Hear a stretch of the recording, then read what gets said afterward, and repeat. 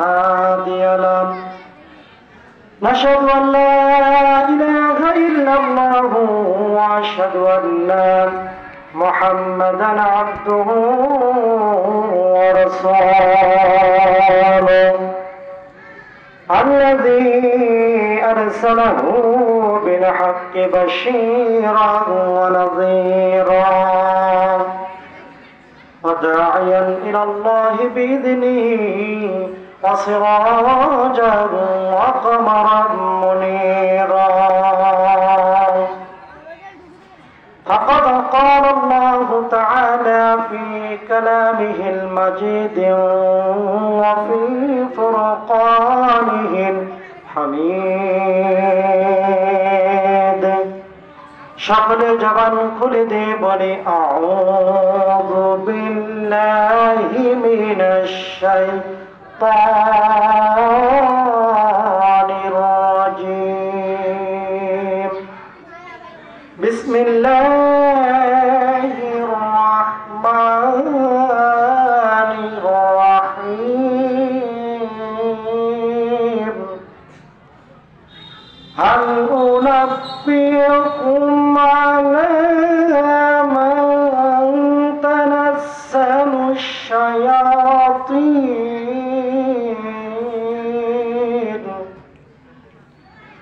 تنزل على كل أفاك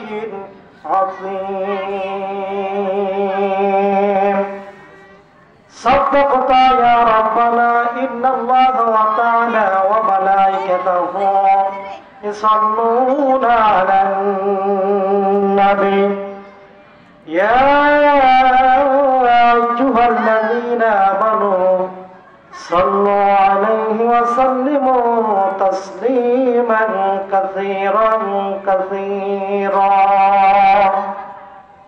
আমরা সকলেই জবান খুলে দিয়ে দরুদ ইব্রাহিম পড়ি আল্লাহুম্মা সাল্লি আলা মুহাম্মাদিন ওয়া আলা আলি মুহাম্মাদ কামা সাল্লাইতা আলা ইব্রাহিম ওয়া আলা আলি ইব্রাহিম ইন্নাকা হামিদুম মাজিদ اللهم بارك على محمد وعلى آل محمد كما باركت على إبراهيم وعلى آل إبراهيم إنك حميد مجيد আমার একটা স্বপ্ন পূরণ করো ও দয়াময় তোমার কথা বলতে গিয়ে মরণ যেন হয় আমার তোমার গানে গাইতে গিয়ে না পাই যেন ভয় ঠিক না আমার একটা স্বপ্ন পূরণ করো ও দয়াময় তোমার গানে গাইতে গিয়ে না পাই যেন ভয় আমি তোমার গান গাইতে গিয়ে মরণ যেন হয় লা ইলাহা লা ইলাহা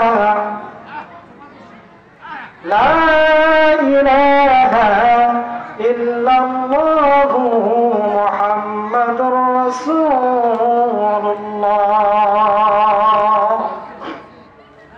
ঐতিহ্যবাহী জেলা নীলফামারী জলদার থানার অন্তর্ভুক্ত তারুকুলনা বড় জুম্মা ব্যবসায়ী এলাকাবাসীর উদ্যোগে 3 দিন ব্যাপী তাফসীরুল কোরআন মাহফিল আজকে দ্বিতীয় রজনী প্রধান মেহমান প্রধান মুফাসসির এবং বিশেষ মুফাসসির এবং আজকের অতিথিবৃন্দ সভাপতি প্রধান অতিথি এবং আরো অন্যান্য উলামায়ে কেরাম ফাদালে আযম যারা আমার সামনে উপবিষ্ট আছেন পর্দানিশিনী মা ও বোনেরা যারা আমার আওয়াজ শুনতেছেন আমার অন্তরস্থল থেকে ভালোবাসা উজাড় করে দিয়ে সালাম জানাচ্ছি, আসসালামু আলাইকুম ওয়া রাহমাতুল্লাহি ওয়া বারাকাতুহু। আমরা সেই মহান আল্লাহ রব্বুল আলামিনের কাছে লাখো শুকরিয়া জ্ঞাপন করি যে মালিক আমাদেরকে সুস্থতা রেখেছে। সুস্থতা রাখার মালিক কে? আল্লাহ। আমরা যারা ফাঁকা জায়গাগুলো আছে একটু খালি করে দেই, তারপরে ফাঁকা জায়গাগুলোতে শয়তান বসে থাকে।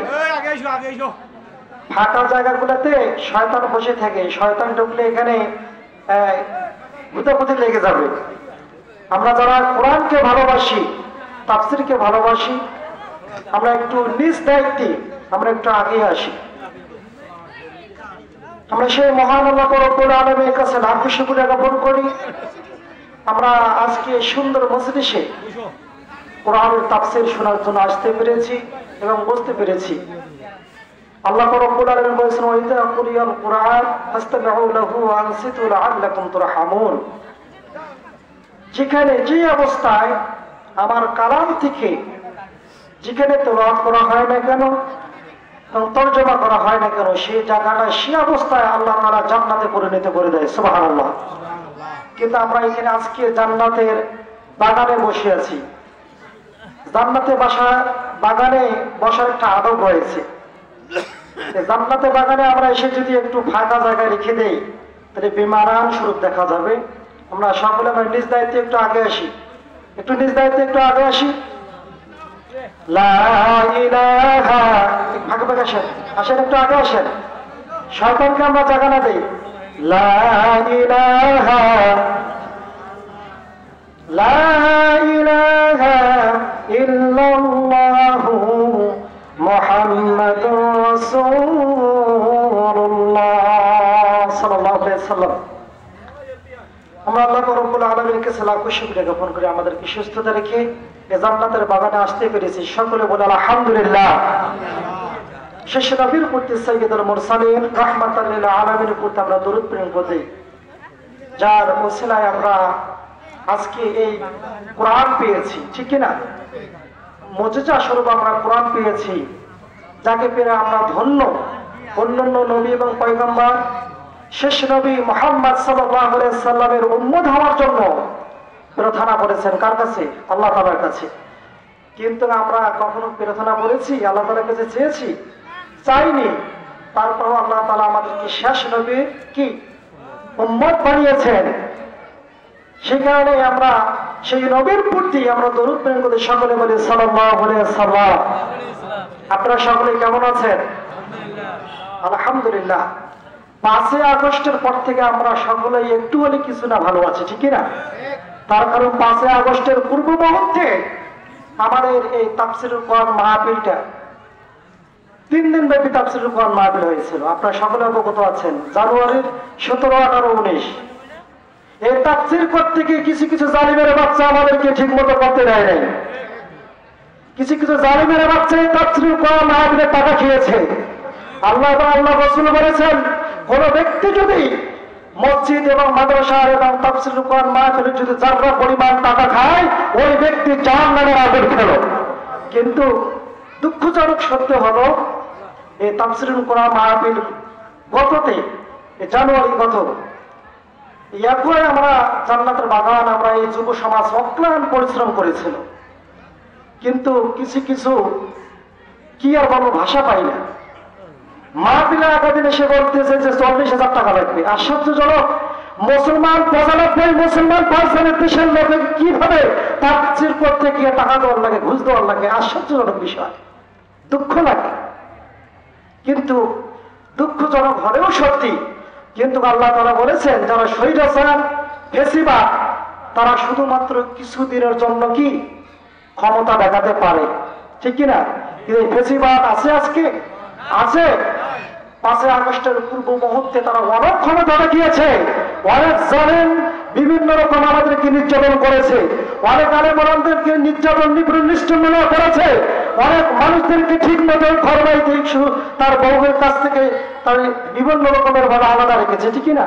এমনকি তাদের ঘরগুলো তো ঠিক মতো ঘুম পাড়তে দেয়নি। আজকে কোথায় গেছে?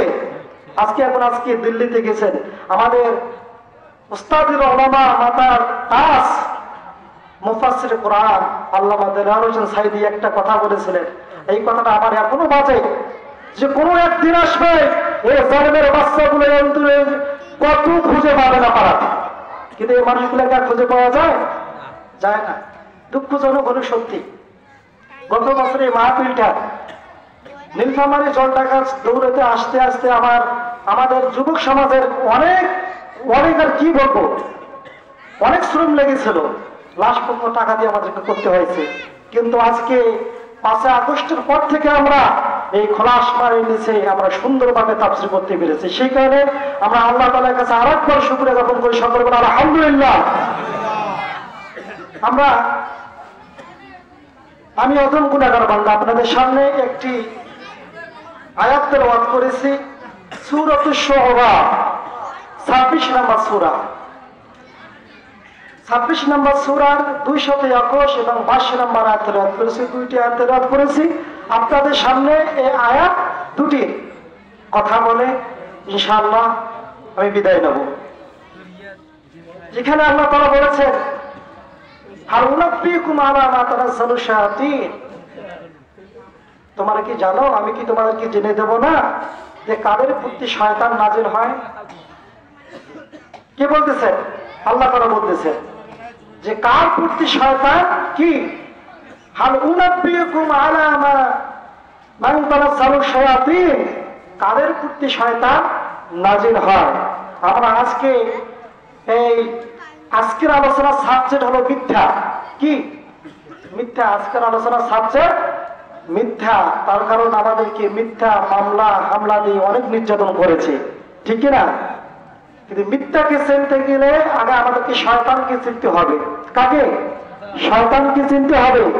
তার কারণ এই পৃথিবীতে শয়তান আছে দুই ধরনের। আল্লাহ তাআলা বলেছেন মানুষ শয়তান এবং জিন শয়তান। কিন্তু জিন শয়তানকে অনেক খোঁপাখুপি করলে পালিয়ে যায়। সূরা ইখলাস, সূরা ফালাক, সূরাতুন নাস পরে ফু দিলে পালিয়ে যায়। কিন্তু মানুষ শয়তান কে আমাদের আগ পর্যন্ত ভোগাবেন, কিন্তু পালিয়ে যাবে না। তা আমরা আজকে এই মানুষ শয়তানের সম্পর্কে আমরা আলোচনা করবো। সে আল্লাহ তাআলা এই কথাটাই সূরাতুশ শুআরা 21 নম্বর 221 নম্বরে আল্লাহ তাআলা বলেছেন, হাল উনাব্বিউকুম আলা মা তানাজ্জালু শায়াতিন, আমি তোমাদেরকে জানিয়ে দেব না কাদের প্রতি শয়তান নাজিল হয়। আল্লাহ তাআলা বলতেছেন, তানাজ্জালু আলা আফাকিন আসিম, যারা মিথ্যা কথা বলে তাদের প্রতি শয়তান নাজিল হয়ে যায়। নাউযুবিল্লাহ। এই আয়াত থেকে শিক্ষা হলো যে শয়তান চেনার একটি কারণ, জিনকে কখনো দেখা যায় না এবং মানুষ শয়তানকে দেখার জন্য এই আয়াতটুকু আল্লাহ তাআলা নাযিল করেছেন। আল্লাহ তাআলা বলেছেন মানুষ শয়তানকে চেনার জন্য কিভাবে চিনবেন।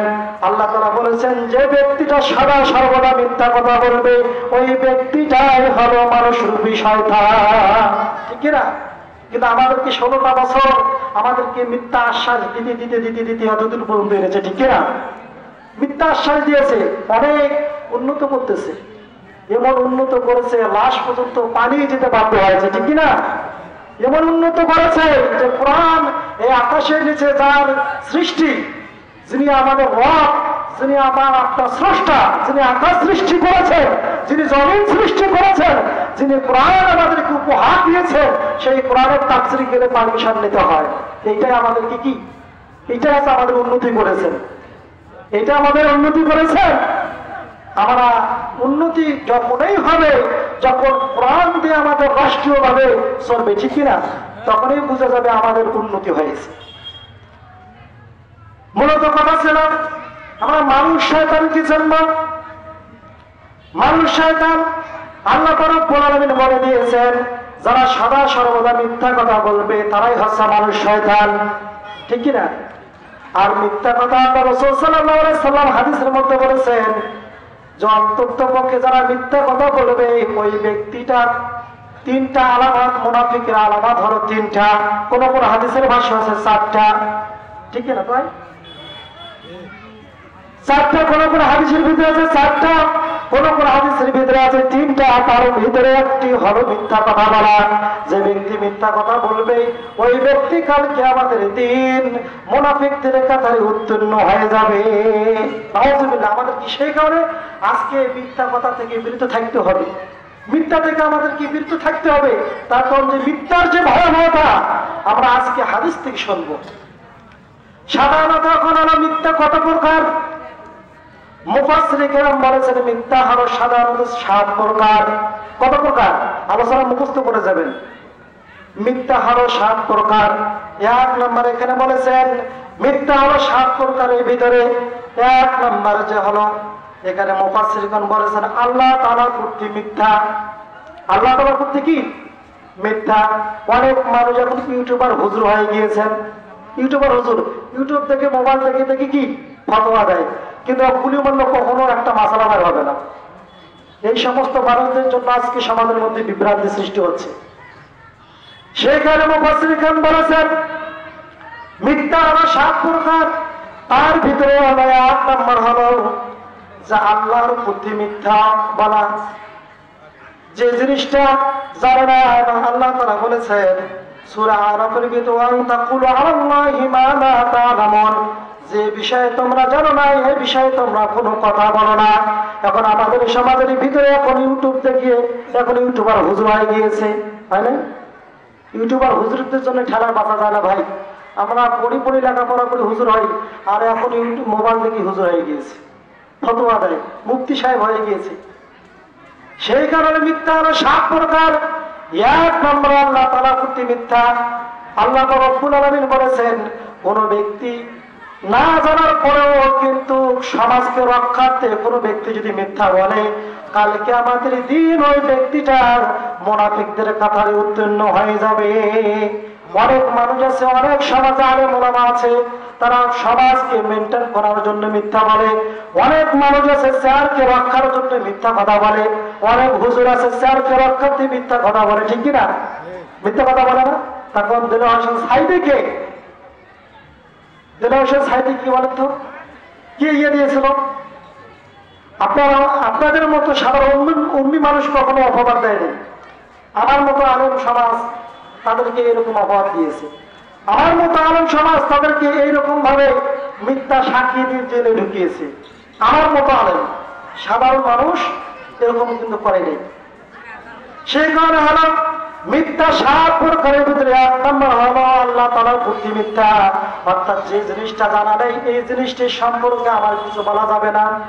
তার কারণ আমি যদি এখানে একটা যদি মাসলা দিয়ে যাই, এই মাসলা করতে যতদূর পর্যন্ত কোনো ব্যক্তি যদি আমল করে ততদূর পর্যন্ত যদি সওয়াব হয় তাহলে আমার আমল নামায় আসবে, আর যদি সওয়াব না হয়, যদি গুনাহ হয় কিয়ামত পর্যন্ত ওই গুনাহ আমার আমল নামায় এসে যাবে। সেই কারণে আমাদের যেটা অজান্তে আমাদের এগুলো কথা বলা যাবে না। 2 নম্বর হলো যে রাসূলের প্রতি মিথ্যা বলা। 2 নম্বর কি? রাসূলের প্রতি মিথ্যা বলা। আল্লাহ রাসূল সাল্লাল্লাহু আলাইহি সাল্লাম হাদিসের ভাষ্যে বলেছেন ইন্না কাযিবা লাইসা লাকা কাযিবা হাদা, যে ব্যক্তি আমার প্রতি মিথ্যা অবলম্বন করলো ওই ব্যক্তির সাধারণ মিথ্যা কথা বলে নাই, ওই ব্যক্তি মিথ্যা বলার সঙ্গে সঙ্গে তার সঙ্গে সঙ্গে জাহান্নাম হয়ে গিয়েছে। মিথ্যা আল্লাহ রাসূলের প্রতি মিথ্যা বলার সঙ্গে সঙ্গে কি ওর আমলনামা জাহান্নাম হয়ে গিয়েছে। শিক্ষা আমাদেরকে আল্লাহ রাসূলের প্রতি কিছু কিছু কুলঙ্গার কিছুদিন আগে বাইর হয়েছিল না? আল্লাহ রাসূলকে কটাক্ষ করেছিল, পড়ে নাই? টুপিকে কলঙ্ক করেছে, এগুলো আছে কুলঙ্গার। তার কারণ এই 95% মুসলমানের দেশে কিভাবে আল্লাহ রাসূলকে কলঙ্ক করতে পারে আমার কোনো বুঝে আসে না। এগুলো হবে যারা বিধর্মী খ্রিস্টান যে দেশগুলোতে, এগুলো হওয়াটাই তো স্বাভাবিক। কিন্তু আজকে এই 95% মুসলমানের দেশে এইরকম হয়, আল্লাহ রাসূলকে নিয়ে কটাক্ষ করা হয়, আল্লাহ রাসূলকে নিয়ে বিভিন্ন রকমের মিথ্যা অপবাদ দেওয়া হয়। কিন্তু আমাদেরকে এই মিথ্যাকে প্রতিহত করতে হবে, ঠিক না? 3 নম্বর হলো মিথ্যা সাক্ষী দেওয়া। এটা তো একটু ভেজাল হয়ে গেল। এখন মিথ্যা সাক্ষী দেওয়া ওয়াজ ইতিপূর্বে অনেক হয়েছে, আর মিথ্যা সাক্ষী 5 আগস্ট পর্যন্ত অন্তত 3 নম্বর যে মিথ্যা সাক্ষী দেওয়া এই ওয়াজ করাই যেত না। তার কারণ হলো সাক্ষী অনেক মানুষ, অনেক আলেম, আমার মতো অনেক আলেম আমাদের বিরুদ্ধে বিভিন্ন রকমের মিথ্যা সাক্ষী দিয়ে জেলের ভিতরে রেখেছেন, দেখে নেন। এমনকি ফাঁসির মন্তব্য তৈরি গিয়েছেন, এমনকি তাদেরকে ফাঁসি দেওয়া বন্ধ হয়ে গিয়েছে মিথ্যা সাক্ষী দিয়ে। আল্লাহ রাসূল সাল্লাল্লাহু আলাইহি সাল্লাম বলেছেন, কোন ব্যক্তির মিথ্যা সাক্ষী দেওয়ার কারণে যদি একটা মিনিট যদি তার জীবন থেকে মাইনাস হয়ে যায়, কালকে আমাদের দিন ওই ব্যক্তিকে মিনিটের জবাবদিহি করে তারপরে জান্নাতে যেতে হবে। সত্য সে ততই আমল হোক না কেন, মিথ্যা সাক্ষী দেওয়ার কারণে, তার কারণ হলো আমার সামনে আপনারা যে বসে আছেন, কিন্তু আপনারা আমার একটা মিথ্যা সাক্ষী দিয়ে আমাকে জেলে রেখেছেন। 3 বছর, 5 বছর, 10 বছর আমার জীবন থেকে হারিয়ে গিয়েছে। কিন্তু আপনি ইবাদত করতে করতে করতে করতে এমন হয়ে গেছে আপনি তাহাজ্জুদ নামাজ ছাড়েন না, কিন্তু কালকে আমাদের দিন আপনার তাহাজ্জুদ, আপনার নামাজ, আপনার রোজা, আপনার যত কিছু ইবাদত আছে না কেন, কোনো কিছু খারাপ হবে না, কোনো কিছু কাজে আসবে না। তার কারণ হলো কালকে আমাদের দিন আল্লাহ তারা যখন হিসাব নিকাশ শুরু হয়ে যাবে, তার কারণ যখন দেখবেন নামাজ পড়েছেন, রোজা রেখেছেন, সম্পূর্ণ যাকাত দিয়েছেন, কিন্তু আপনার আমল নামায় মিথ্যা সাক্ষী পাপ পাইসে আছে। আল্লাহ তারা বলবে, এই দুনিয়াতে তুমি ক্ষমতা থাকাকালীন এই ব্যক্তির নামে তুমি মিথ্যা কথা বলেছো, মিথ্যা সাক্ষী দিয়েছো, মিথ্যা অপবাদ দিয়ে তাদেরকে জেলখানায় ঢুকিয়ে দিয়েছো, ঠিক কিনা? মিথ্যা সাক্ষী দিয়ে অনেক রকমের আমাদের ওস্তাদ ওলামা যারা আমরা মাথার তাজ, তারা আমাদেরকে বিভিন্ন রকমের নির্যাতন নিপীড়ন করেছে। আমার মতো হুজুরদেরকে ফাঁসির মঞ্চে পর্যন্ত নিয়ে গিয়েছে, আমার মতো হুজুরদেরকে বিভিন্ন রকমের অপবাদ দিয়েছে, চুরি অপবাদ দিয়েছে, জেনার অপবাদ দিয়েছে। কোনোদিনও কখনো শয়তানও বিশ্বাস করবে না আল্লাহ হোসেন সাইদের মতো মানুষ জেনা করতে পারে। কোন শয়তান বিশ্বাস করবে? শয়তান বিশ্বাস করবে। কিন্তু আমার মতো কুলঙ্গার মানুষ, আমার মতো কিছু নামধারী মানুষ, এই মানুষগুলা মিথ্যা সাক্ষী দিয়ে আল্লাহ হোসেন সাইদিকে 13টি বছর কারারুদ্ধ করে রেখেছেন, ঠিক কিনা? খোলা আসমানের নিচে তারা ঠিক মতো যতদিন পর্যন্ত মৃত্যুর আগ পর্যন্ত এই কোরআনের কথা বলতে পারেনি আল্লাহ হোসেন সাইদি, ঠিক কিনা? শুধুমাত্র মিথ্যা সাক্ষী দেওয়ার কারণে কিন্তু এই ফেসিবাদ জালেম শহরের শাসক আজকে কোথায় গেল? তাদেরকে আজকে খুঁজে পাওয়া যায় না, আজকে নেই। কিন্তু এই পৃথিবীতে যারা হক একটু কষ্ট হবে, কিন্তু তারপর আমাদেরকে টিকে থাকতে হবে। তার 3 নম্বর আরো মিথ্যা সাক্ষী দেওয়া। এই মিথ্যা সাক্ষী দিয়ে আমাদেরকে বিরত থাকতে হবে, মিথ্যা সাক্ষী থেকে আমাদেরকে বিরত থাকতে হবে। 4 নম্বর হলো ইয়ামিনাল গমুস। ইয়ামিনাল গমুস, ইতিপূর্বে যা কিছু এসেছে না কারণ কিন্তু জানে না, কিন্তু তারপর মিথ্যা সাক্ষী দেয়। এমন মানুষ আছে যারা দেখা গেছে যে মুক্তিযোদ্ধা হয়েছে, তাদের মুক্তিযোদ্ধার কার্ড হয় নাই, কিন্তু তার ছেলের বয়সে সমতুল্য তাদের মুক্তিযোদ্ধার কার্ড হয়েছে, হয় না? অনেক মানুষ এই বাংলাদেশের ভিতরে ভুয়া মুক্তিযোদ্ধা ভালো হয়েছে। তদন্ত রিপোর্টে দেখা গিয়েছে যে ওইগুলা মুক্তিযোদ্ধা তো দূরের কথা, ওর বাবার মুক্তিযোদ্ধা ছিল না, কিন্তু তার ছেলে মুক্তিযোদ্ধা হয়েছে। কিন্তু যারা আসল মুক্তিযোদ্ধা তারা কিন্তু মুক্তিযোদ্ধার কার্ড পায়নি, কিন্তু অথচ তাদের ছেলের সমতুল্য বয়স তাদেরকে মুক্তিযোদ্ধার কার্ড দিয়েছে স্বৈরশাসক শাসন, ঠিক কিনা? সেইখানে এখানে বলেছেন ইয়ামিনাল গমুস। এই সম্বন্ধ কোনো কিছু জানতোই না, কিন্তু তারপরে বলে আমরা তো যুদ্ধের সময় আমরা তো ছিলাম, কিন্তু ওর বাবু ছিল না, ওর বাবু ছিল না। সেইখানে এখানে বলেছেন 4 নম্বর ইয়ামিনাল গমুস, অর্থাৎ যে বিষয় যে কার্ড নিয়ে টাকা খাচ্ছে ওই বিষয়ে কখনো জানতো না। 5 নম্বর ভিত্তিহীন কাহিনী তৈরি করা। আমার মতো হুজুর অনেক সমাজে অনেক মঞ্চের ভিতরে সমাজকে কন্ট্রোল করার জন্য কোরআন থেকে তাফসীর না করে বিভিন্ন রকমের কিসসা কাহিনী করে টাকা নিয়ে যাচ্ছে, ঠিক না? এখান থেকে আল্লাহ রাসূল সাল্লাল্লাহু আলাইহি সাল্লাম বলেছেন, কোন ব্যক্তি যদি 1টা মিনিট যদি কোরআন থেকে তাফসীর শুনে আমল করতে পারে, কাল কিয়ামতের দিন ওই ব্যক্তির নাজাতের ওসিলা হতে পারে কি পারে না। কিন্তু অনেক সমাজ, আমাদের সমাজে আমার মতো হুজুর কিসসা কাহিনী শেষ করে ফেলায়। কোঠার আলোচনার ভিতরে কোন রকমের একটা কোরআন আয়াত পাবেন না, একটা হাদিস পাবেন না, বিভিন্ন রকমের ইয়ে পাওয়া যায়।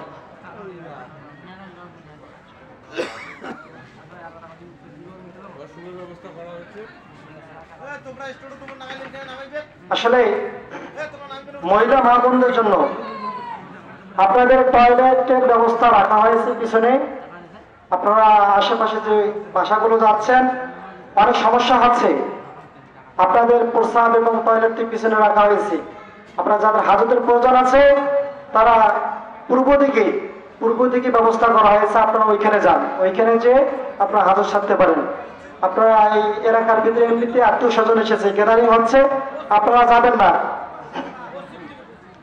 পশ্চিম দিকে না, পশ্চিম দিকে ব্যবস্থা করা হয়েছে, টয়লেট এবং প্রস্রাবখানার ব্যবস্থা করা হয়েছে, আপনারা ওইখানে যে হাজত ছাড়বেন।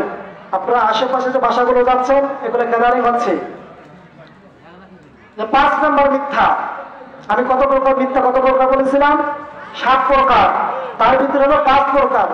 5 নম্বর হলো মিথ্যা কাহিনী তৈরি করা। আমার মতো হুজুর এখানে এসে অনেক কথাবার্তা বলে, 1.5 ঘন্টা 1 ঘন্টা আলোচনা করে 1,17,000 টাকা নিয়ে যায়। কিন্তু কত প্রকার বলেছিলাম? 7 প্রকার। তার ভিতরে 5 নম্বর বলেছি যে আমাদের সমাজে অনেক আমার মতো হুজুর আছে যে কোরআনের শুধুমাত্র ব্যবসায় পরিণত করে ফেলেছে, ঠিক কিনা? তার কারণ এই কারণে ব্যবসায় পরিণত করেছে, সেই কারণে আমাদের এই কোরআনের এমন আমরা দাওয়াত দিচ্ছি, এমন দাস দিচ্ছে, মানুষ হেদায়ত হচ্ছে না, তারপর আমরা কন্ট্রাক্ট করতেছি। ভিত্তিহীন কাহিনী কিছু বলে মানুষদেরকে জমে 70,000, 80,000, 1 লক্ষ টাকা নিয়ে চলে যাচ্ছি। আচ্ছা, 1 ঘন্টা আলোচনা করে এতগুলো টাকা নিয়ে যায়, আমাদের যুব সমাজ 1 লক্ষ টাকা ওটা দিলে কত অক্লান্ত শ্রম দিতে হয় জানেন? কিন্তু এই আলেম, আমার মতো আলেম, টাকা ছাড়া কোনো কিছুই বোঝে না, অথচ কিন্তু কি কোরআন পড়ে আলেম হয়েছে, হাদিস পড়ে আলেম হয়েছে। সেই কারণে মিথ্যা হলো 7 প্রকার। 7 প্রকারের ভিতরে হলো 5 নম্বর হলো ভিত্তিহীন কাহিনী তৈরি করা। আমাদের মতো আলেম সমাজ আছে, অনেক মানুষ আছে সমাজকে রক্ষার্থে এবং স্টেটকে সুন্দর রাখার জন্য ভিত্তিহীন কাহিনী তৈরি করে, অথচ এই কাহিনীগুলো হাদিস এবং কোরআন রিসার্চ করলে এই কাহিনীগুলো পাওয়া যায় না। 6 নম্বর হলো না থেকে কোনো কিছু দাবি করা। অনেক মানুষ এই পৃথিবীতে না থেকে কোনো কিছু দাবি করেছে, বলে নাই? অনেক মানুষ দাবি করেছে। তার কারণ হলো, একটু উদাহরণ দেই। আচ্ছা, আমির হামজার মতো মানুষ তখন সংসদ যে ভাঙতে পারে? ওনার বক্তব্য দিয়েছে, আর কোনো মামলা পায়নি, উনি একটা বক্তব্য একটু কাটছাট করে লাগিয়ে দিয়েছে, উনি নাকি সংসদকে ভেঙে, যার জন্য 3টি বছর তার জীবন থেকে মাইনাস হয়ে গিয়েছে। সেই কারণে এখানে বলা হচ্ছে 6 নম্বর কিছু কোনো না থেকে মিথ্যা দাবি করা, সেইখানে তাকে মামলা দিয়ে জেলের ভিতরে দিয়েছে। আল্লামা দেলোয়ার হোসেন সাঈদীর মতো মানুষ যে কোরআনের পাখি কখনো জেনা করতে পারে? অথচ ওই মানুষটাকে মিথ্যা সাক্ষী দিয়ে, অথচ যে মানুষগুলো মিথ্যা সাক্ষী দিয়েছে ওই মানুষগুলো যখন আল্লামা দেলোয়ার হোসেন সাঈদী কোরআনের দাওয়াত দেয়, ওই মানুষগুলো তখন জন্মই হয়নি, ঠিক না? অথচ ওই মানুষগুলো মিথ্যা সাক্ষী দেওয়ার কারণে আমার আল্লামা দেলোয়ার হোসেন সাঈদী তার বাকিটা জীবন সুন্দরভাবে কোরআনের দাওয়াত দিতে পারেনি। সেই কারণে 6 নম্বর হলো না থেকে কোনো কিছু দাবি করা। 7 নম্বর হলো, আমি আলোচনা একটু শর্ট করে নিচ্ছি, তখন আরো অনেক বিশেষ মুফাসসির আছেন, প্রধান মুফাসসির আছেন। 7 নম্বর হলো স্বপ্ন না দেখে আমাদের মতো অনেক মানুষ আছে যে কিছু স্বপ্ন আছে, মানুষদেরকে খুশি করার জন্য, মানুষদেরকে একটু উৎসাহ দেওয়ার জন্য মিথ্যা কথা, বানোয়াট কথা বলে। শুধুমাত্র আমি এই 7 নম্বর সিরিয়াল বলে। এখন বলেন যে এই যারা মিথ্যা কথা বলবে তাদের জন্য শাস্তি কি? প্রশ্ন আছে না? আমি তো আপনাদের সামনে সূরাতুশ শুআরা 221 নম্বর আয়াত থেকে তেলাওয়াত করেছি। এই আয়াত আপনাদের সামনে শুধুমাত্র ব্যাখ্যা বললাম। এখন আমরা হাদিসের ভিতরে ঢুকবো, শাস্তি কি? আল্লাহ রাসূল সাল্লাল্লাহু আলাইহি ওয়াসাল্লাম বলেছেন, যারা মিথ্যা কথা বলবে, মিথ্যা দাবি করবে, তাদের জন্য শাস্তি কি রকমের হবে? বুখারী শরীফ থেকে 1386 নাম্বার হাদিস। সামুরা ইবনে জুনদুব রাদিয়াল্লাহু তাআলা বর্ণনা করেছেন, আল্লাহ রাসূল সাল্লাল্লাহু আলাইহি সাল্লাম বলেছেন যে মিথ্যার ভয়ানক যে শাস্তিটা, মিথ্যা কথা বললে কি রকমের শাস্তি হতে পারে। বুখারী রাহমাতুল্লাহি আলাইহি সূরাতুশ শুআরার 221 নম্বর আয়াত ব্যাখ্যা বিশ্লেষণ করতে গিয়ে হাদিসটা এখানে কিতাবের ভিতরে উল্লেখিত করেছেন। সামুরা ইবনে জুনদুব রাদিয়াল্লাহু তাআলা বলেছেন, আল্লাহ রাসূল সাল্লাল্লাহু আলাইহি সাল্লাম একটা অভ্যাস ছিল, প্রত্যেকটা দিন ফজর নামাজের পরে, ফজর নামাজের শেষে সালাম ফেরানোর পরে, যখন সালাম শেষ হয়ে গেল, নামাজ শেষ হয়ে গেল, তখন মুসল্লিদের দিকে মুখ ফিরিয়ে তাসবিহ তাহলিল গুলো পড়ার পরে, দোয়া গুলো পড়ার পরে তাদেরকে, সাহাবীদেরকে নিয়ে অনেক কোরআন এবং হাদিস থেকে কথা বলতো। কথা বলতে বলতে প্রত্যেকটা দিন তাদের সাহাবীদেরকে জিজ্ঞাসা করতো, আজকে তোমরা কোন রকমের স্বপ্ন দেখেছো নাকি? এইরকম ভাবে প্রত্যেকটা দিন আল্লাহ রাসূল সাল্লাল্লাহু আলাইহি সাল্লাম সাহাবীদেরকে বলেন এবং জিজ্ঞাসাবাদ করেন যে সাহাবী এই রাতের ভিতরে কোন রকমের স্বপ্ন দেখলে আল্লাহ রাসূলকে বলতো, এবং আল্লাহ রাসূল সাল্লাল্লাহু আলাইহি সাল্লাম ওই স্বপ্নগুলো ব্যাখ্যা বিশ্লেষণ করে দিতেন। কিন্তু এরকম ভাবে ধারাবাহিকভাবে চলতে চলতে একদিন হঠাৎ করে আল্লাহ রাসূল সাল্লাল্লাহু আলাইহি সাল্লাম বলতেছেন, হে সাহাবীগুলো, আজকে তোমরা কোন রকমের স্বপ্ন দেখেছো নাকি? কোন রকমের আজকে স্বপ্ন দেখেছো নাকি? সব সাহাবাদেরকে জিজ্ঞাসা করা হলো। সবাই বলে, ইয়া রাসূলুল্লাহ, ইয়া হাবিবাল্লাহ, আমরা কোন রকম আজকে কেউ স্বপ্ন দেখি নাই। আল্লাহ রাসূল সাল্লাল্লাহু আলাইহি সাল্লাম বললেন, তোমরা আজকে কোন রকমের স্বপ্ন দেখো নাই, কিন্তু আমি আজকে একটা স্বপ্ন দেখেছি। কে বলতেছেন? আল্লাহ রাসূল বলতেছেন যে সাহাবী সকল, আজকে কেউ কি স্বপ্ন দেখেছো? সকল সাহাবীদেরকে জিজ্ঞাসা করলেন, কিন্তু সকল সাহাবী বলল, ইয়া রাসূলুল্লাহ, আমরা আজকে কেউ কোন রকমের স্বপ্ন দেখিনি। কিন্তু বিশ্বনবী মুহাম্মদ রাসূলুল্লাহ সাল্লাল্লাহু আলাইহি সাল্লাম উনি বললেন, সাহাবায়ে কেরাম, তোমরা প্রতিনিয়ত প্রত্যেকটা দিন একজন না একজন স্বপ্নের কথা বলো, এবং আমি প্রত্যেকটা দিনের স্বপ্নের ব্যাখ্যাগুলো দেই, কিন্তু আজকে কোন রকমের কোন সাহাবীকে দেখলাম না আজকে কোন স্বপ্ন দেখো নাই, কিন্তু আজকে আমি একটা স্বপ্ন দেখি, আজকে তোমরা বলো। সকল সাহাবায়ে বলল, ইয়া রাসূলুল্লাহ, ইয়া হাবিবাল্লাহ, আপনি যদি স্বপ্ন দেখেছেন, আপনি ছাড়া এবং আল্লাহ ছাড়া কেউ জানে না, আপনি যদি একটু বলে দিতেন এবং আমরা একটু শ্রবণ করতাম এবং শুনতাম। আল্লাহ রাসূল সাল্লাল্লাহু আলাইহি সাল্লাম বললেন, তাহলে শোনো, আমি আজকে এমন একটা স্বপ্ন দেখেছি যা খুবই কষ্টদায়ক এবং এখানে একটা শিক্ষা রয়েছে। আল্লাহ রাসূল সাল্লাল্লাহু আলাইহি সাল্লাম বললেন, সাহাবায়ে কেরাম, প্রতিটা দিন তোমাদের স্বপ্নে আমি ব্যাখ্যা বিশ্লেষণ করি দেই, কিন্তু আজকে আমি এমন একটা স্বপ্ন দেখেছি তোমরা কখনোই কল্পনা করতে পারবে না। সকল সাহাবা বলে, ইয়া রাসূলুল্লাহ, ইয়া হাবিবাল্লাহ, আপনি কি স্বপ্ন দেখেছেন, আপনি একটু বলে দেন। আল্লাহ রাসূল সাল্লাল্লাহু আলাইহি সাল্লাম বললেন, তাহলে শোনো, আমি আজকে স্বপ্ন দেখেছি, আমি যখন নিদ্রা অবস্থায় শুয়েছিলাম, ডান কাঁধে যখন শুয়েছিলাম, দুজন মানুষ এসে আমার দুটা হাত ধরে একটা মরুভূমির অঞ্চলের ভিতরে নিয়ে গেল। কোন রকমের ঘর বাড়ি কোনো কিছুই নাই, শুধুমাত্র মরুময় অঞ্চল ছাড়া কোনো কিছু নেই। দুইটা মানুষ এসে দুইটা হাত ধরে আমার এই মরু অঞ্চলে আমাকে নিয়ে গেল। নিয়ে যাওয়ার পরে একটু সামনে অগ্রসর হওয়ার পরে দেখতে পেলাম যে একটা মানুষকে তারা হাতগুলো এরকম করে বাঁধে পিছন দিক দিয়ে এরকম হাত বেঁধে রেখেছেন। বেঁধে রাখার পরে ডান পাশে একজন মানুষ, বাম পাশে আর একজন মানুষ, তাদের যেন দেখা যাচ্ছে যে বস্যির মতো তাদের মুখের ভিতরে ঢুকে এরকম টানতেছে। মুখের ভিতরে কি বস্যির মতো শিলা ঢুকে দিয়ে টানতেছে। আল্লাহ রাসূল সাল্লাল্লাহু আলাইহি সাল্লাম যে দুজন মানুষ আল্লাহ রাসূল সাল্লাল্লাহু আলাইহি সাল্লাম হাত দুটো ধরে মরুভূমির ভিতরে নিয়ে গেল, তখন জিজ্ঞাসা করলেন যে কি ব্যাপার, আমি কোনো বুঝতেছি না। ওই মানুষটার হাত দুটো ধরে পিছন দিক দিয়ে বাঁধা হয়েছে এবং কেন জানি তার মুখের ভিতরে বস্যির মধ্যে একটা নলা ঢুকে দেওয়া হয়েছে। শুধু একটা নয়, দুই দিক দিয়ে দুইটা বর্ষের মতো লড়াঢোক দিয়ে একদিকে এদিক দিয়ে টান দিচ্ছে, তাদের মুখগুলো চূর্ণ বিচ্ছিন্ন হয়ে সিঁড়ি ছিটকে যাচ্ছে। আবার তারপরে এদিক দিয়ে বাম পাশে টানতেছে, তার বাম পাশে গল্পগুলো সম্পূর্ণ শুনে সিঁড়ি ছুটকে ছিন্ন বিচ্ছিন্ন হয়ে যাচ্ছে। যখন বাম দিক দিয়ে টানে তার তখন বাম দিকগুলো যতগুলো মুখ কাল দিয়ে এদিকে আছে না এগুলো সম্পূর্ণ সিঁড়ি ছিটকে যাচ্ছে। যখন এদিক দিয়ে টানে ডান দিক দিয়ে টানে তখন এদিক দিয়ে ভালো হয়ে যায়, যখন বাম দিক দিয়ে তখন ডান দিক দিয়ে ভালো হয়ে যায়, যখন বাম দিক দিয়ে টানে যখন ডান দিক দিয়ে ভালো হয়ে যায়। আল্লাহ রাসূল সাল্লাল্লাহু আলাইহি সাল্লাম বললেন, কি ব্যাপার, আমি তো কোনো বুঝতে পারতেছি না, এইরকম ভাবে এই মরু অঞ্চলের ভিতরে এই মানুষটারে কেন হাত দুই দিয়ে পিছন দিক দিয়ে বাঁধে এরকম কেন শাস্তি দেওয়া হচ্ছে, একটু বলো তো দেখি। তখন উনি বলল যে আল্লাহ রাসূল সাল্লাল্লাহু আলাইহি সাল্লামের হাত দুটি যে ফেরেশতা দুটি রয়েছিলেন, তখন ওরা বলল এটা অন্য কোনো কিছু নয়, এটা হলো আপনার উম্মত।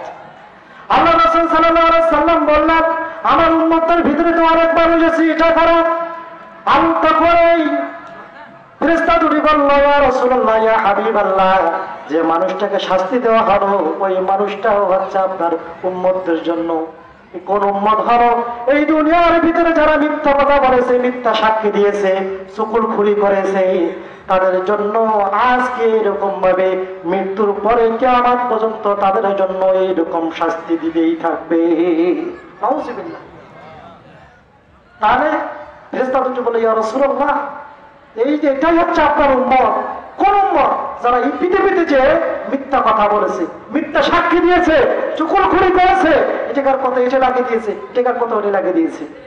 এবং সমাজে আমাদের মানুষ আছে না, তাদের কোনো কাজ কাম কোনো কিছু নাই, খাইবি যাইবে, বাজার কি হয়েছে, দোকানে আর একখানে কি হয়েছে, অমুক পাড়াত কি হয়েছে, অমুকের বাড়িতে কি হয়েছে, এগুলো সমালোচনা, মিথ্যা কথা, এইরকম করে গিবতই করে বেড়ায়। আল্লাহ রাসূল সাল্লাল্লাহু আলাইহি সাল্লাম বলেছেন, যারা এই দুনিয়ার ভিতরে এসে এইরকম ভাবে মিথ্যা কথা চুগলখড়ি শয়তানি যারা করবে, মৃত্যুর পরে কিয়ামত পর্যন্ত তাদের জন্য এরকম শাস্তি দিতেই থাকবে। তারপরে আল্লাহ রাসূল সাল্লাল্লাহু আলাইহি সাল্লামের হাত দুটি দিয়ে আর একটু সামনে অগ্রসর করা হলো। আল্লাহ রাসূল সাল্লাল্লাহু আলাইহি সাল্লাম বললেন, কোথায় নিয়ে যাচ্ছ? তখন ফেরেশতা দুটি বলল, ইয়া রাসূলুল্লাহ, ইয়া হাবিবাল্লাহ, আপনারা এখন অবধি পর্যন্ত আপনাকে যে উদ্দেশ্যে আমরা এনেছি, মরুভূমির ভিতরে এনেছি, এখন অবধি পর্যন্ত এই দৃশ্য শেষ হয়নি, আপনি আর একটু সামনে অগ্রসর হয়ে যান। সামনে অগ্রসর হওয়ার পরে দেখা যাচ্ছে আল্লাহ রাসূল সাল্লাল্লাহু আলাইহি সাল্লাম দেখতেছেন যে একটা মানুষকে চিৎ করে বলুন এই মরুভূমি অঞ্চলের ভিতরে উত্তপ্ত মাটি, উত্তপ্ত বালু, এই বালুর ভিতরে একটা মানুষকে চিৎ করে দিয়ে শুয়ে কিছু সংখ্যক ফেরেশতা কেন জানি এই মানুষটাকে বড় বড় পাথরগুলো নিয়ে ওই মানুষটার মাথার ভিতরে মারতেছে, আবার মারতেছে, চূর্ণ বিচ্ছিন্ন হয়ে যাইতেছে, মগজগুলো শূন্য বিচ্ছিন্ন হয়ে যাচ্ছে, সিঁড়ি ছিটকে যাচ্ছে, আবার ভালো হয়ে যাচ্ছে, আবার এরকম করে পাথরগুলো মারতেছে। আল্লাহ রাসূল সাল্লাল্লাহু আলাইহি সাল্লাম ফেরেশতা দুটোকে বলল যে এটা বের আবার কারা? তখন ফেরেশতা বলল, ইয়া রাসূলুল্লাহ, ইয়া হাবিবাল্লাহ, এটা অন্য কোনো ব্যক্তি নয়, এটাও হলো আপনার উম্মতদের মধ্যে একজন। আল্লাহ রাসূল সাল্লাল্লাহু আলাইহি সাল্লাম বললেন, আমার উম্মত তো অনেক, কিন্তু কাদেরকে এরকম ভাবে শাস্তি দেওয়া হচ্ছে? আল্লাহ রাসূল সাল্লাল্লাহু আলাইহি সাল্লামকে ফেরেশতাগুলো বলল, ইয়া রাসূলুল্লাহ, ইয়া হাবিবাল্লাহ, আপনার উম্মতদের ভিতরে অনেক মানুষ আছে দুনিয়ার ভিতরে যে কোরআন পড়বে, হাদিস পড়বে, অনেক কিছু ইসলামের জ্ঞান গর্ব রাখবে, কিন্তু ওই ব্যক্তিগুলো ঠিক মতো আমল করবে না, ঠিক মতো আমল করবে না। তাদের জন্য মৃত্যুর পরে যে ব্যক্তিগুলো কোরআন পড়েছে, হাদিস পড়েছে, যা কিছু পড়েছে না, কিন্তু ইসলামের জ্ঞান আছে কিন্তু ঠিক মতো পালন করে নেই। এখানে একটা প্রশ্ন আছে ভাই, এখানে আপনাদেরকে আমি একটু প্রশ্ন করতে চাই, এখানে যারা জ্ঞানবান মানুষ আছেন, নামাজ না পড়লে জান্নাত হবে না জাহান্নাম হবে? হ্যাঁ, জাহান্নাম হবে। এই জ্ঞানটা তো আছে নাকি? এই জ্ঞানটা আছে না? এই জ্ঞানটা আছে, কিন্তু আমরা কেন করি না? কেন করি না? শয়তান আমাদেরকে ধোঁকা দিচ্ছে। সেই কারণে আল্লাহ রাসূল সাল্লাল্লাহু আলাইহি সাল্লামকে ফেরেশতা দুটি বলতেছে, ইয়া রাসূলুল্লাহ, ইয়া হাবিবাল্লাহ, আপনার উম্মতের মাঝে কিছু সংখ্যক লোক থাকবে, তারা কোরআন হাদিস ইসলামের জ্ঞান গর্বগুলো সম্পূর্ণ জানবে। কোনটা করলে ভালো হবে, কোনটা করলে খারাপ হবে, কোনটা সুদ, কোনটা ভালো, কোনটা ভুল, সম্পূর্ণ জ্ঞান রাখবে। কিন্তু তারপরও এই পাপ কাজগুলো করবে, তাদের জন্য শাস্তি মৃত্যুর পরে এই ফেরেশতাগুলো বড় বড় পাথরের দিক দিয়ে তাদের মাথাগুলো চূর্ণ বিচ্ছিন্ন করে দিয়ে দিবে। তাহলে যারা জ্ঞান আছে যে নামাজ না পড়লে পাপ হবে, যাদের জ্ঞান আছে সুদ খেলে নিজের মায়ের সাথে যারা করা হয় কিন্তু তারপরও খায়, অথচ যে ব্যক্তিটা সুদ খায় ওই ব্যক্তিটা বড় বড় কথা বলে, ঠিক না? কিন্তু তারপরে জানাই কিন্তু সুদ খেলে কিন্তু গুনাহ হচ্ছে, তারপরে সুদ খায়। জানাই কিন্তু নামাজ না পড়লে গুনাহ হবে, তারপর নামাজ ছেড়ে দেয়। জানাই কিন্তু রোজা না রাখলে কি জবাব দিয়ে দেওয়া লাগবে, তারপর রোজা রাখতেছে না। সেই কারণে বিশ্বনবী মুহাম্মদ রাসূলুল্লাহ সাল্লাল্লাহু আলাইহি সাল্লাম এই হাদিসের ভাষ্য অনুবাদে দেখা যাচ্ছে যারা এই পৃথিবীতে জ্ঞান আছে, ইসলামের শরীর সম্পূর্ণ জ্ঞান আছে কিন্তু পালন করবে না, কাল কিয়ামতের দিন তাদের জন্য শাস্তি হলো মৃত্যুর পরে কিয়ামত পর্যন্ত তাদেরকে শাস্তি দেওয়া হবে। ফেরেশতাগুলো বড় বড় পাথর নিয়ে তাদের মাথার ভিতরে চূর্ণ বিচ্ছিন্ন করে দিয়ে দিবে। তারপরে আল্লাহ রাসূল সাল্লাল্লাহু আলাইহি সাল্লামকে ফেরেশতা দুটি হাত আবার দুটি ধরলেন, ধরার পরে বলে ইয়া রাসূলুল্লাহ, ইয়া হাবিবাল্লাহ, আপনাকে আর একটু সামনে অগ্রসর হতে হবে। আল্লাহ রাসূল সাল্লাল্লাহু আলাইহি সাল্লাম বললেন আর কত যাব? ফেরেশতা দুটি বলল ইয়া রাসূলুল্লাহ, ইয়া হাবিবাল্লাহ, আপনার এখন অবধি পর্যন্ত আপনার যে কর্মগুলো আছে এখনো দেখানো হয় নাই, শুধুমাত্র দুটি দেখানো হলো। এক নম্বর হলো মিথ্যা কথার জন্য যে পাপ, দুই নম্বর হলো জ্ঞান আছে কিন্তু পালন করে নাই, সেটার জন্য সেটা কি রকম শাস্তি হবে এটা দেখানো হলো। দুটা ফেরেশতা আল্লাহ রাসূল সাল্লাল্লাহু আলাইহি সাল্লামকে হাত দুটো ধরে মরুভূমির ভিতরে আরেকটু সামনে অগ্রসর হওয়ার পরে দেখা যাইতেছে যে বিশাল একটা আগুনে কুণ্ডলি করেছেন তন্দুরের রুটির মতো। তন্দুরের রুটি শেখে দেখেছেন?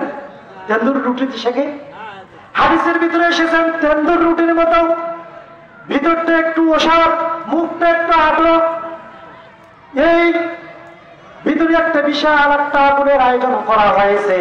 আগুনগুলো টক করতেছে এবং শুধুমাত্র এখানে আগুন নয়, যেমন ভাবে আমাদের মা বোনগুলো রান্না করার জন্য ভাত চলে যায়, ভাত যখন উতলানি হয়ে যায়, উতলানি হওয়ার জন্য যে ফেপনা বার হয়ে যায়, আল্লাহ রাসূল সাল্লাল্লাহু আলাইহি সাল্লাম দেখতেছেন এই আগুনের ভিতরে এই ফেপনার মতো কিছু কিছু সংখ্যক মানুষ উতাল পাতাল করতেছে।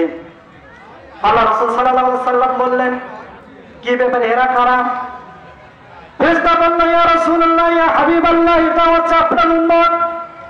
আল্লাহ রাসূল সাল্লাল্লাহু আলাইহি সাল্লাম বললেন এরা কোন ধরনের উম্মত? ফেরেশতাগুলো বলল ইয়া রাসূলুল্লাহ, ইয়া হাবিবাল্লাহ, ওইটাই হচ্ছে ওই ধরনের উম্মত দুনিয়ার ভিতরে যাওয়ার পরে কিন্তু ঠিক মতো তাদের যৌন হেফাজত করে নাই, বিভিন্ন রকমের জেনা লিপ্ত হয়েছে। এই জেনাখার ব্যক্তিদেরকে মৃত্যুর পরে আল্লাহু আকবার বিশাল মুফাসসিরের আগম শুভেচ্ছার স্বাগত মাহফিলের পক্ষ থেকে লাল গোলাপ শুভেচ্ছা, চালুকোনার পক্ষ থেকে লাল গোলাপ শুভেচ্ছা, মাহফিল কমিটির পক্ষ থেকে লাল গোলাপ শুভেচ্ছা। আল্লাহু আকবার। আজকের মাহফিল সফল হোক। আজকের মাহফিল বিশাল মুফাসসিরের আগম শুভেচ্ছায় স্বাগত মাহফিলের পক্ষ থেকে লাল গোলাপ শুভেচ্ছা। আল্লাহু আকবার। তাহলে 3 নম্বর হলো আল্লাহ রাসূল সাল্লাল্লাহু আলাইহি সাল্লামকে দেখানো হলো যে তন্দুর রুটির মতো যেরকম ভাবে চুলাটা রয়েছে এইরকম ভাবে যে একটা আগুনের কুণ্ডলী তৈরি করা হয়েছে,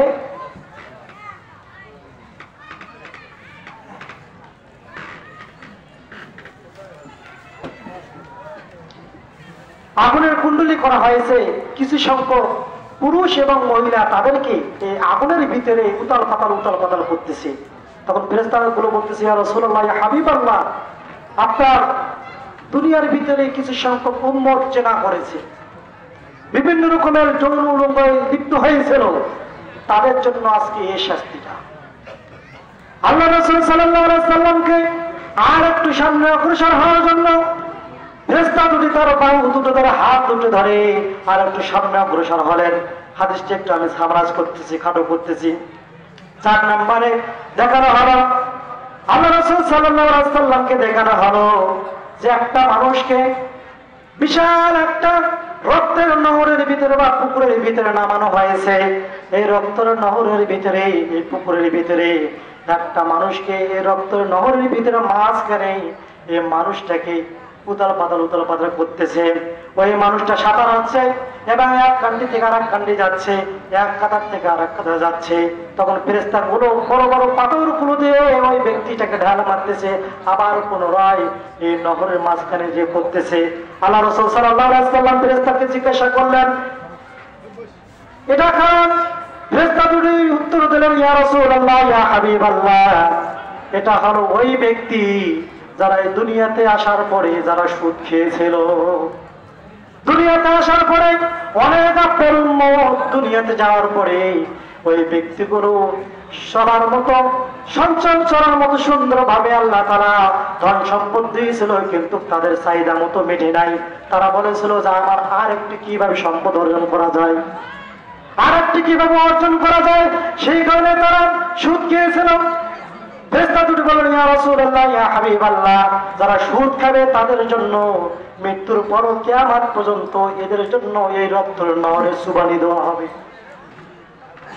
তাহলে হাদিস, এখানে আমি হাদিসের ভিতরে 6টা পয়েন্ট বার করেছিলাম, তাদের ভিতরে আমি 4টা বলেছি। 1 নম্বর, মিথ্যা কথা বললে আল্লাহ তাআলা কি শালি ঢুকিয়ে দিবে, বশির মতো শূন্য বিচ্ছিন্ন হয়ে যাবে। 2 নম্বর হলো যারা কোরআন হাদিস পড়ার পরেও কিন্তু ইবাদত করে না, তাদের জন্য শাস্তি আছে, মাথাগুলো চূর্ণ বিচ্ছিন্ন করে দিবে। 3 নম্বর হলো যারা এই পৃথিবীতে যে পুরুষ যে নারী জেনা করবে তাদের জন্য শাস্তি হলো আগুনের ভিতরে তেন্দুরের রুটির মতো উতাল পাতাল করতে থাকবে। 4 নম্বর হলো যারা সুদ খাবে তাদেরকে রক্তের পুকুরের ভিতরে তাদেরকে চুবানি দেওয়া হবে। হাদিস যখন শেষ করতে পারি নাই, তারপর বিশেষ মুফাসসির এসে গেছেন এবং আমার ওস্তাদ এখানে আছেন, তাদেরকে বসে রেখে কথা বলাটা ঠিক হবে না। কোনো একদিন যদি সময় পাই, তার কারণ এই বুখারী শরীফের হাদিসটি 1386 নম্বর হাদিস, বিশাল একটা হাদিস, যে মিথ্যার যে ভয়ানক, মিথ্যার যে কাহিনী, এটা আপনাদের বোঝানোর জন্য এই হাদিসটা আমি আপনাদের সামনে তুলে ধরার চেষ্টা করেছি। কথার ভিতরে কোনো রকমের ত্রুটি থাকলে আমার দৃষ্টিতে দেখবেন এবং আমার জন্য আপনারা সকলে দোয়া করবেন।